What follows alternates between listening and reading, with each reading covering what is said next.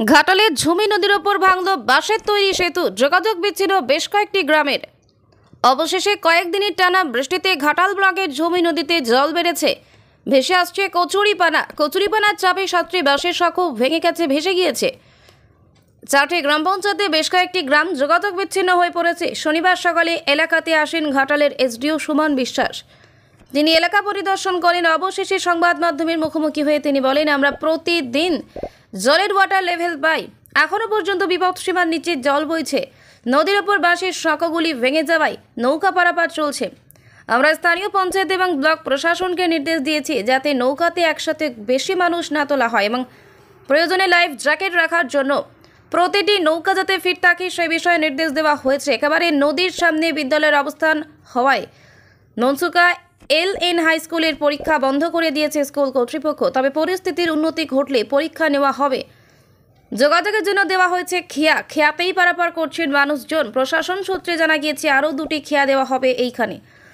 উল্লেখ্য, 2021 সালে ঝুমি নদীর ওপর ভগবতী সেতু তৈরির কাজ শুরু হলেও এখনও পর্যন্ত তা শেষ হয়নি, যার ফলে সাধারণ মানুষকে আবারও সমস্যার সম্মুখীন হতে হবে এই বর্ষায়। ঘাটালের বিভিন্ন এলাকায় ইতিমধ্যেই জল বাড়তে পারে বলে মনে করছেন প্রশাসন, যদিও সেভাবে এবছর ঘাটালে বন্যা পরিস্থিতি তৈরি হয়নি এখনো। তারপরে বিপজ্জনকভাবে নৌকোয় করে পারাপার করতে হয়। পঞ্চায়েত তরফে কি ব্যবস্থা নেওয়া আছে?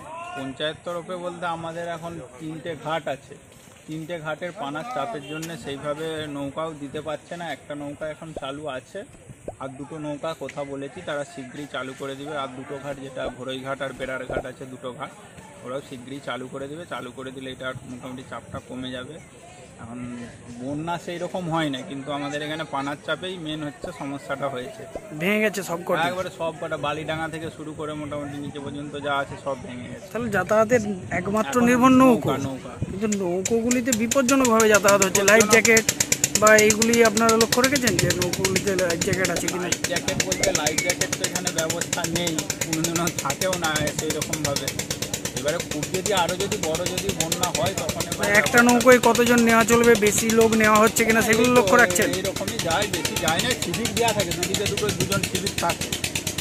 আপনারা লক্ষ্য রেখেছেন নিজেরা? হ্যাঁ, আমরাও আছি সিভিক দিকে, ওদের সঙ্গে কথা হচ্ছে মাঝে মাঝে। এর থেকে বেশি জল বাড়লে কি করবেন? তখন বন্ধ থাকে, কি করা যাবে। নৌকো বন্ধ মানে যাতায়াত পারাপার পুরো পাড়া বিচ্ছিন্ন, যোগাযোগ বিচ্ছিন্ন। নদী যখন কানায় হয়ে যায় বিচ্ছিন্ন, মানে কোনোভাবেই যাতায়াতের জায়গা, ওপারে যাওয়ার জায়গা থাকে না। আপনি এখানে প্রধান? হ্যাঁ। কি নাম? মিলন পাত্র। হয় পানা এসে গেলে এই পোলগুলো সব ভেঙে চলে যায়, বা হচ্ছে পারাপারের যোগাযোগের খুবই সমস্যা হয়। কারণ এটা তো বন্যা এলাকায় বেশিরভাগ এই সমস্যাটা হয়। এবার পোলটা যে হচ্ছে ওটাও অনেক একটু দেরি হয়ে যাচ্ছে, মানে দীর্ঘদিন ধরেই হচ্ছে, বহুদিন হয়ে যাওয়ার কথা। আপনারা চাইছেন তাড়াতাড়ি হলে ভালো হতো?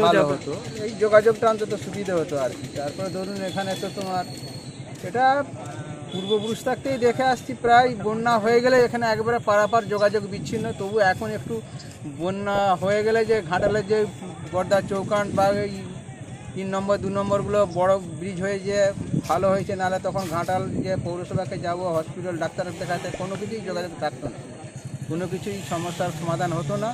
এখন সেগুলো না, এখন শিলাবতীর নদী জল বেড়ে যদি ঘাটালে বন্যা হয় তখন কি করেন? তখন আমাদেরকে ওই বর্দা হয়ে পালপুকুর হয়ে ঘুরে ওই রাস্তা হয়ে যেতে হয়। কারণ এই তো পাশটা তো এখন এই তোমার সিংপুরের বাঁধ দিয়ে ওই ফেরি বাঁধটা হয়ে ঘুরে কিছুটা যাওয়া যায়। এবার বাঁধটা যখন এই বাঁধের উপর এক কোমর এক গোলা জল হয়ে যায় তখন তো আর কিছুই করার থাকবে না, যাতায়াত একবারে সেরে। তখন চিকিৎসা বা কোনো কিছুই করার নেই। কিছু ওই যদি নৌকা থেকে থাকে, নৌকা করে কোয়াক ডাক্তারকে এনে বা তার কাছে গিয়ে এই পরিষেবাটাই পাওয়া যায়, এছাড়া আর কোনো কিছু পাওয়া যায় না। প্রশাসনের তরফে কি ব্যবস্থা নেওয়া হয়?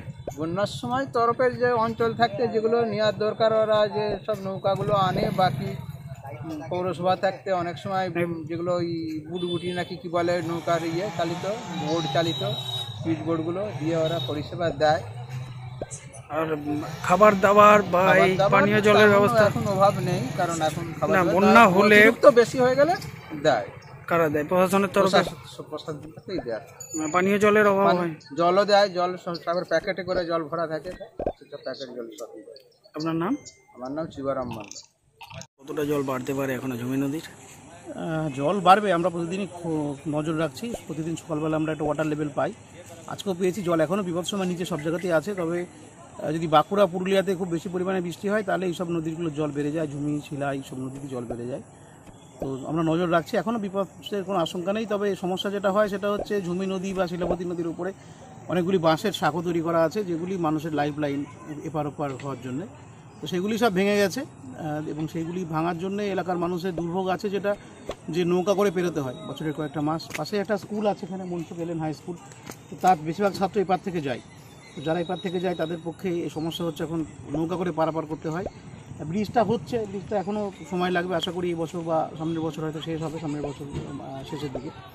তো চেষ্টা করতে হবে ব্রিজটা তাড়াতাড়ি করার। এই ব্রিজটা তাড়াতাড়ি কমপ্লিট হয়ে গেলে, অ্যাপ্রোচ রোডগুলো কমপ্লিট হয়ে গেলে আমাদের এই পারাপারের ভোগান্তিটা কমবে। তবুও অনেক ছোটো ছোটো বাঁশের ব্রিজ সবাই বানায় বিভিন্ন নিজস্ব এলাকার জন্য, সেগুলি ভেঙে যাবে, সেগুলি ভেঙে প্রতিবারই ভেঙে যায়। এখন যেমন দেখতে পাচ্ছেন আপনারা, সমস্ত বাঁশের শাখাগুলি ভেঙে গেছে বা জলের তলায় তলিয়ে গেছে। এগুলির জন্য সমস্যা মানুষের হয়, সেই অনুযায়ী তারা ব্যবস্থা গ্রহণ করে। নৌকা পারাপার হচ্ছে, এটা নজর আমরা রাখবো যাতে করে নৌকাগুলি সেফ সিকিউরিটিভাবে পারাপার করে। কারণ আমরা দেখেছি যে অনেক মানুষ একসঙ্গে নৌকায় উঠে যায়, সেই ক্ষেত্রে নৌকাতে লাইফ জ্যাকেট রাখা বা নৌকাগুলি মেরামত করে যেন ফিট করে নেয় ওরা, সেটা একটু আমি পঞ্চায়েত প্রশাসনকে বলবো, লোকাল বিডিও সাহেবকে বলবো যে যতগুলি ঘাট আছে সেগুলো একটু ইন্সপেকশন করা, নৌকাগুলি একটু দেখা, যাতে করে যে নৌকাগুলি চলবে সেগুলি যেন মোটামুটি সেফ থাকে, সেটা আমরা নজরদারি করব। পাকা ব্রিজ তৈরির কাজ এখন তাহলে বন্ধ আছে?